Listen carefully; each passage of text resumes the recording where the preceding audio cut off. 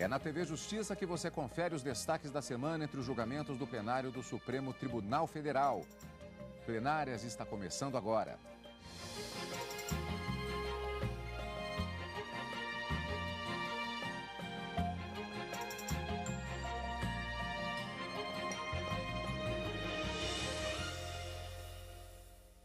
Em destaque as sessões dos dias 14 e 15 de maio de 2014, Karina, uma semana em que teve de tudo. Teve questão da representatividade de sindicatos e associações, teve muita matéria penal, teve inquérito cuja denúncia foi aceita, teve inquérito cuja denúncia foi rejeitada, semana bastante movimentada. Teve extinção da punibilidade também numa ação penal. Eu diria que o panorama dessa semana no plenário, nós tivemos na quarta-feira uma sessão, na sua maioria, vamos atribuir assim, uma qualidade processual.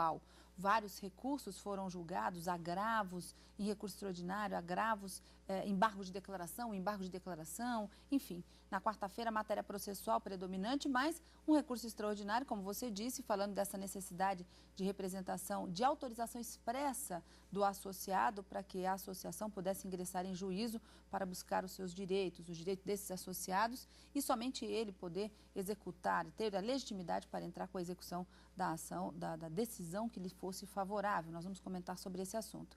E na quinta-feira, predominantemente matéria penal, com rejeição, não é? e extinção de punibilidades, início de ação penal e rejeição de denúncias por parte do Supremo Tribunal Federal, o início do julgamento de uma ação rescisória também bastante polêmica, envolvendo concurso público e candidatos que teriam sido aprovados na primeira fase, mas não classificados para a segunda, e esse questionamento vem rebater, não é, numa ação rescisória contra a decisão proferida por uma turma aqui do Supremo Tribunal Federal. O julgamento de uma foi concluído de uma ação rescisória, havia um julgamento conjunto, mas na segunda o ministro Luiz Fux acabou pedindo vista justamente por conta de consequências jurídicas acerca dessa possibilidade de rescisão envolvendo os efeitos da decisão do Supremo. Então, um tema bastante, diria assim, engendrado juridicamente e que foi debatido na quinta-feira, mas o julgamento não finalizou, vamos aguardar o retorno dele no Supremo. Mas na quarta-feira, matéria processual e na quinta, matéria penal predominantemente. Então vamos fatiar, como sempre, vamos voltar para a sessão plenária do Supremo desta quarta-feira, quando os ministros negaram um recurso da editora Abril, que pretendia suspender uma decisão que a condenou ao pagamento de uma indenização por danos morais por causa de uma matéria publicada na revista Veja. Em outra ação, os ministros entenderam que decisões judiciais favoráveis a associações só valem para os associados que autorizaram expressamente a entidade a representá-los. O caso tinha repercussão geral reconhecida. A discussão era sobre a necessidade de autorização para associações representarem em juízo seus filiados. O recurso extraordinário com repercussão geral reconhecida voltou a ser julgado com o voto vista do ministro Teori Zavascki. O caso trata de uma associação que ganhou uma ação na justiça, mas alguns filiados que não autorizaram expressamente a associação a representá-los pretendiam colher os frutos da decisão favorável em execução judicial individual. O ministro Teori Zavascki acompanhou a divergência aberta pelo ministro Marco Aurélio. Esses recorridos não figuraram como representados no processo de conhecimento. Esses recorridos, pelo que estou percebendo e que está realmente grafado no acordo impugnado pela União, eles pretenderam apenas, já que a associação logrou êxito quanto àqueles representados, aí, como eu disse, uma verdadeira carona incompatível com a organicidade e a instrumentalidade do direito, fecha aspas. Suspenso o julgamento naquela oportunidade, foi retomado em outubro do ano passado, quando o ministro Joaquim apresentou um voto vista, que apesar de convergir com o relator no tocante à conclusão, o fazia por fundamento diverso, como ficou acentuado nas seguintes passagens. Eu leio algumas passagens do pronunciamento do ministro Joaquim. Ele diz: o enunciado enunciado expresso no artigo 5º 21 da Constituição e a jurisprudência dessa Corte sobre a matéria levam-me a concluir que o dispositivo trata de efetiva representação processual, a exigir que a previsão estatutária e a expressa autorização dada pelos seus integrantes da associação sejam pressupostos processuais para a aferição de sua capacidade para estar no processo em defesa de interesses individuais homogêneos de seus membros. No caso concreto, A demanda foi proposta com base em autorizações individuais, não havendo notícia alguma sobre deliberação assembleária, sendo esses associados os únicos beneficiados pela sentença de procedência e, consequentemente, apenas eles dispõem de título jurídico para promover a execução.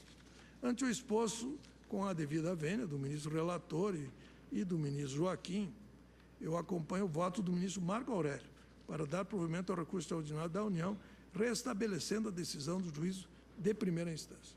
É o voto. O ministro Celso de Mello acompanhou a divergência e reafirmou a jurisprudência da Corte de que a autorização dos filiados deve ser feita de forma individual ou por meio de Assembleia Geral. Os ministros Luiz Fux e Rosa Weber também acompanharam o voto divergente. Por maioria, o pedido foi concedido e o benefício só poderá ser estendido àqueles filiados que autorizaram a representação. Não cabe, a meu juízo, fazer qualquer distinção, como bem apontou o eminente ministro Theory, entre os institutos da representação processual e da substituição processual. O da representação processual, todos nós sabemos, alguém a quem a lei autoriza que, em nome alheio, defenda direito alheio. A substituição processual, quando a autorização para caso dos sindicatos, o mais conhecido, ou dos mandados de segurança coletiva, que alguém em nome próprio defenda direito alheio. Então, o ministro Theory agora destacou que, na verdade, estamos na execução e há pessoas físicas a quem o juízo de primeiro grau excluiu da execução ou excluiu da relação jurídico-processual executória a compreensão de que não beneficiados pelo título executivo. E, a meu juízo, essa, digamos assim, seria a solução mais adequada ao caso e aos institutos jurídicos envolvidos, e por isso, pedindo vênia a Vossa Excelência, o ministro Joaquim Barbosa, eu estou acompanhando o voto, a divergência aberta pelo eminente ministro Marco Aurélio, e agora acompanhado pelo ministro Theory, onde dá provimento ao recurso extraordinário para restabelecer a decisão do juízo de primeiro grau na execução. A própria Constituição Federal exige que as entidades associativas sejam expressamente autorizadas. E a doutrina processual sempre entendeu esse dispositivo um dispositivo de prudência, porquanto uma pessoa fica submetida a coisa julgada em razão de uma ação proposta pela associação. Ainda que se possa afirmar que essa coisa julgada é inutilibus, aproveita se for boa e não aproveita se não for boa, a verdade é que a tese jurídica fixada numa ação coletiva tem uma eficácia prejudicial em relação às ações individuais. Dificilmente se modifica. Então, essa é a verdadeira razão de ser desse dispositivo exigir essa autorização expressa. E aqui, no caso, além dessa distinção muito bem lançada por ambos os votos, do ministro Marco Aurélio e do ministro Theory, há uma outra que é mais evidente ainda, quer dizer, o associado que não estava no processo e que a sentença se referiu aos associados que venceram a causa, um não associado, um não vencedor da causa, promove a execução de um título formado não em favor dele. Então, eu peço também vênia para acompanhar o voto do ministro Marco Aurélio. Parece-me que, no caso, se cuida de reafirmar a jurisprudência da Corte. A distinção entre a representação pelo sindicato e aquela pela entidade associativa foi bem destacada pelo eminente ministro Theory Zavascki, quando observa que o inciso 21 do artigo 5º de nossa lei fundamental estabelece um requisito específico, um plus que não se exige à entidade sindical. Os ministros ainda julgaram o recurso da editora Abril, que pretendia suspender a decisão em que foi condenada ao pagamento de uma indenização e a publicação da sentença na revista Veja, por danos morais causados por uma reportagem jornalística. A editora foi condenada a pagar indenização no valor de 100 salários mínimos a Claudete Torres. O motivo seria a reportagem Promessa de Milagre, publicada em maio de 2002, sobre terapias alternativas. Claudete era presidente da Associação Brasileira de Reiki e foi citada na matéria. A editora alega que a sentença foi baseada na lei de imprensa, que foi suspensa pelo STF. Os ministros negaram o pedido e a condenação está mantida até que o mérito da ação rescisória seja julgado. Bom, tem muita coisa, portanto, que aconteceu na sessão plenária da quarta-feira. Vale lembrar que, como se tratou de muitas matérias processuais, muitos recursos, houve alguns julgamentos que foram até relativamente rápidos, possibilitando, inclusive, a grande quantidade de processos que entraram em julgamento. E olha que nessa semana nós tivemos sim listas em julgamento, mas não foram nem tantas assim. E no caso, Karina, então vamos fatiar algumas das principais decisões desta sessão plenária da quarta-feira. Vamos começar pela questão da revista Abril. O que queria a editora em relação à modificação que ela pretendia em relação à indenização que ela foi obrigada a pagar em outra instância? Na verdade, há uma decisão que condena a pagar a indenização por danos morais e ela, tentando reverter essa condenação, entrou com uma ação rescisória justamente para desconstituir aquele acordo, vamos dizer assim, que a teria condenado. E pede a tutela antecipada, uma liminar para suspender o dever de ter que pagar. Parece-me que ela já pagou uma parte, mas ela não queria pagar a totalidade da condenação e, por isso, ingressou com essa ação rescisória com pedido de tutela antecipada. O ministro relator indeferiu essa tutela antecipada e, contra essa decisão monocrática, ela veio até o plenário, interpôs um recurso chamado agravo regimental para provocar a manifestação do plenário e o plenário dizer é cabível ou não a tutela antecipada, eu posso ou não posso ganhar, e o plenário acabou seguindo o voto do relator, indeferindo essa decisão, mantendo, portanto, a condenação até que seja julgada definitivamente essa ação rescisória que a gente fala, até que seja julgado o mérito da rescisória. Até porque essa ação rescisória, ela é prevista no Código de Processo Civil dentro de um rol taxativo. Os ministros irão analisar ainda durante o seu processamento se há o preenchimento desses requisitos, não é, para que haja a possibilidade de desconstituir a condenação e, ao final, decidir se realmente a condenação persiste, porque a decisão anterior teria sido incólume de qualquer nulidade, ou se deve haver uma reforma nessa decisão condenatória.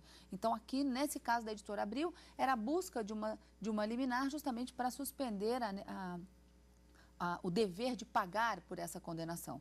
Mas os ministros indeferiram e o plenário confirmou a decisão do relator, o processo segue, agora tem que aguardar a decisão de mérito. Outro destaque também foi em relação à possibilidade, à extensão das decisões relativas a ações que tenham sido apresentadas por associações, entidades de classe, por exemplo, sindicatos. No caso, essas decisões, elas só atingem aquelas pessoas que foram representadas mediante autorização expressa dos componentes dessa entidade. Como é que ficou exatamente essa questão, Karina? A grande discussão foi em volta dos efeitos da decisão proferida numa ação proposta por associações representativas, entidades associativas.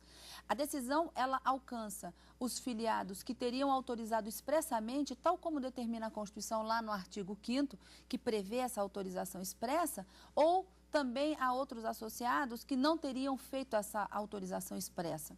2 ministros já haviam votado no julgamento desse recurso extraordinário, que tem repercussão geral reconhecida e que, portanto, essa decisão passa a valer para outros casos semelhantes, mas ministro Joaquim Barbosa e ministro Ricardo Lewandowski, que eram o relator, já haviam votado no sentido de que não teria essa necessidade de autorização expressa. E o julgamento retomou com o voto vista do ministro Teori Zavascki. O ministro Marco Aurélio também já havia votado abrindo a divergência.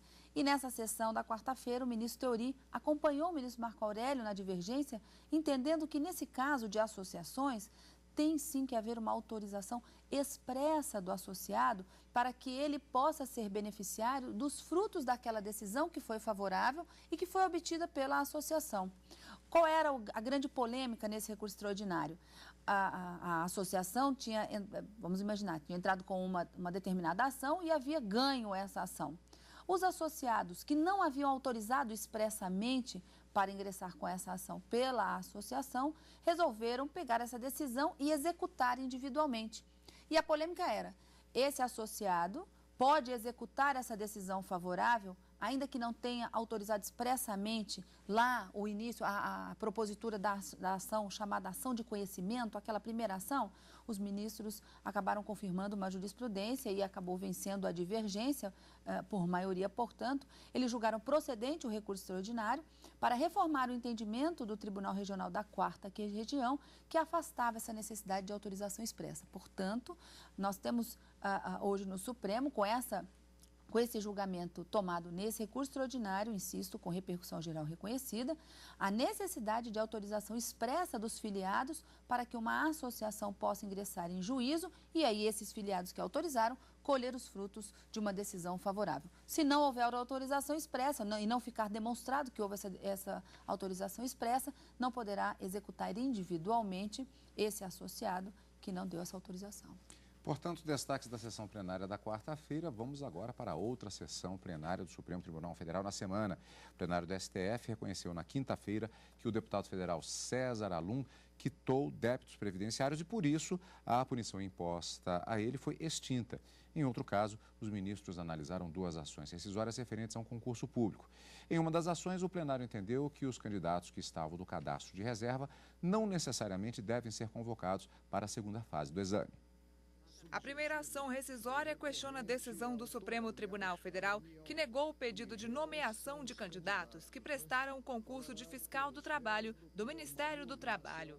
Os autores alegam que o ministro Gilmar Mendes teria que se declarar impedido de votar, porque participou de julgamentos semelhantes quando era advogado-geral da União. O juiz impedido não pode funcionar no processo por ausência absoluta de compatibilidade, porquanto guarda laços de toda a ordem com os partícipes da relação material, o que infirma a sua necessária imparcialidade. O advogado dos autores ainda alegou violação ao cadastro de reserva, já que outro concurso foi realizado enquanto o anterior ainda era válido.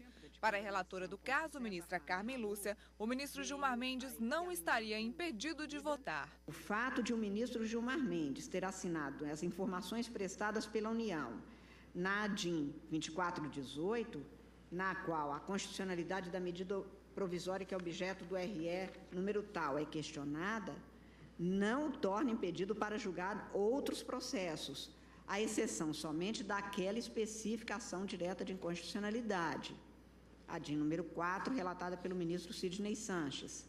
Isso porque, nos termos do artigo 134 do Código de Processo Civil, o impedimento é aferível segundo um rol taxativo de fatos objetivos quanto à pessoa do magistrado em cada processo. Daí porque a mera identidade ou semelhança de teses jurídicas em discussão, ou mesmo a defesa, ainda que pública, de teses jurídicas, não são causas de impedimento. Também por isso, o impedimento em um determinado processo não acarreta o impedimento automático de outros processos. Fecho aspas.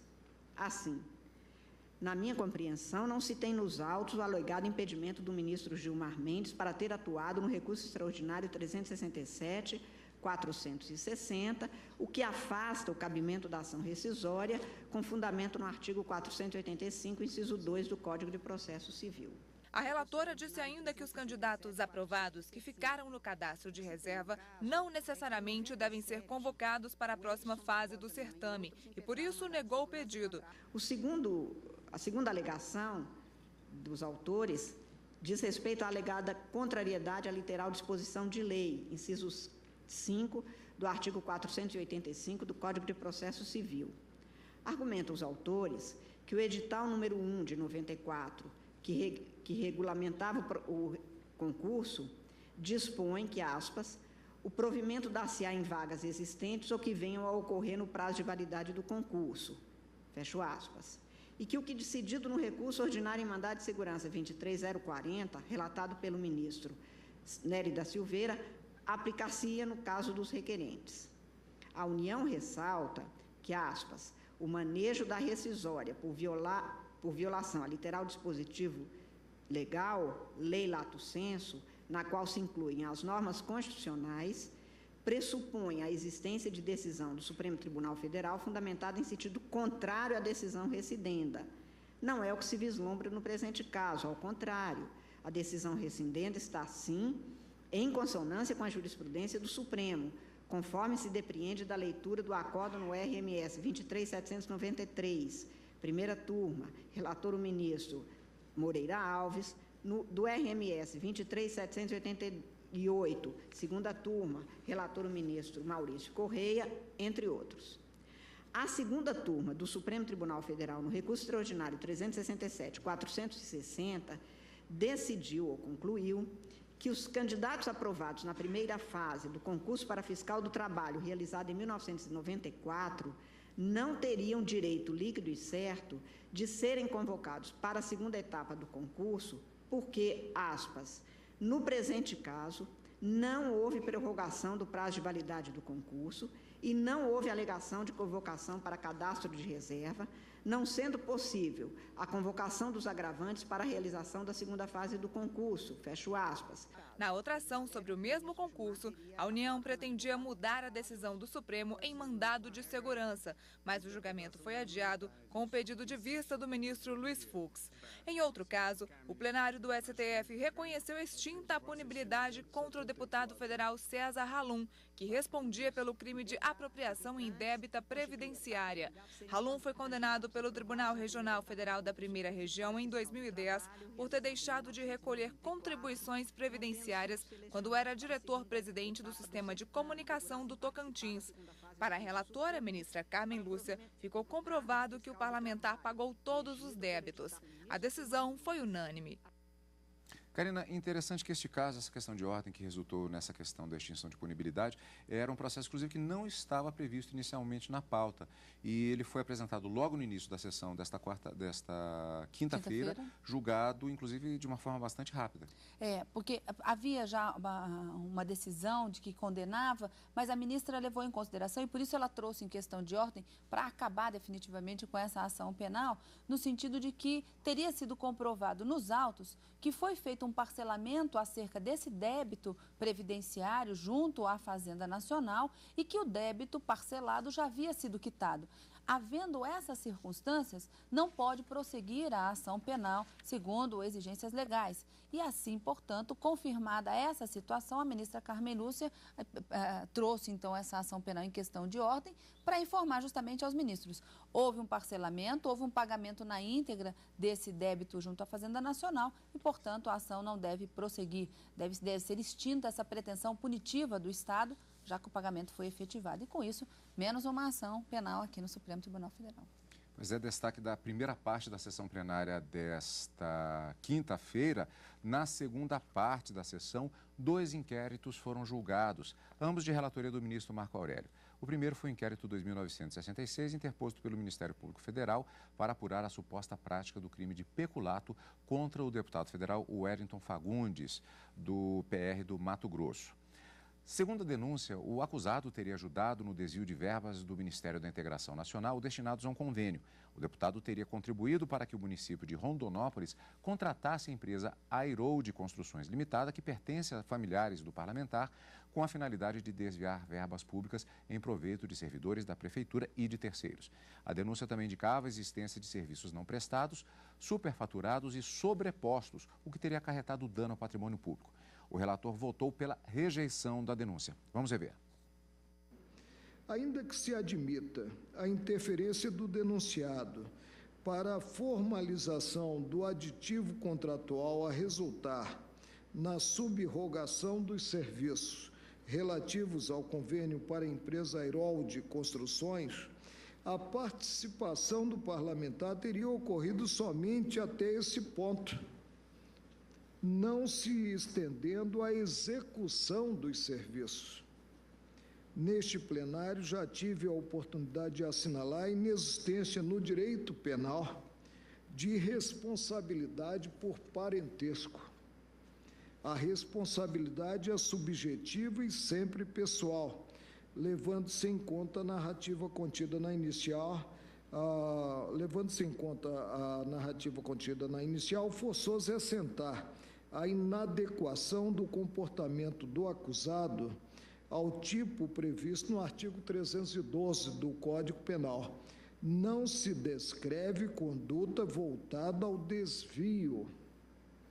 nem se expõe de maneira circunstanciada como o parlamentar teria contribuído para o implemento do desvio por outros agentes públicos.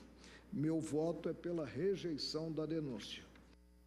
O plenário seguiu o voto do relator por unanimidade. O segundo inquérito teve destino diferente. Trata-se do inquérito 3.273, em que foi apresentada a denúncia contra o deputado federal Bernardo de Vasconcelos Moreira, do PR de Minas Gerais, pela suposta prática de crimes associados à chamada máfia do carvão, que seria responsável pelo fornecimento de carvão vegetal extraído de mata nativa para empresas siderúrgicas de Minas Gerais entre 2005 e 2010. Aqui, o relator, também o ministro Marco Aurélio, votou pela aceitação da denúncia, transformando o inquérito em ação penal. Também foi seguido pelo plenário por unanimidade. O número expressivo de condutas delituosas atribuídas ao investigado, mais precisamente 1.445 vezes, diz respeito à quantidade de ocasiões em que se verificou ter havido transporte ilegal de carvão, a gravidade do cometimento, delitos ambientais de receptação de carvão vegetal, que se sabe oriundo de área nativa e, portanto, não autorizada para extração, de fraude de documentos públicos, de formação de quadrilha de lavagem de dinheiro, respalda o curso da ação penal para investigar-se, aprofundar-se a investigação, né? E continue ante o voto.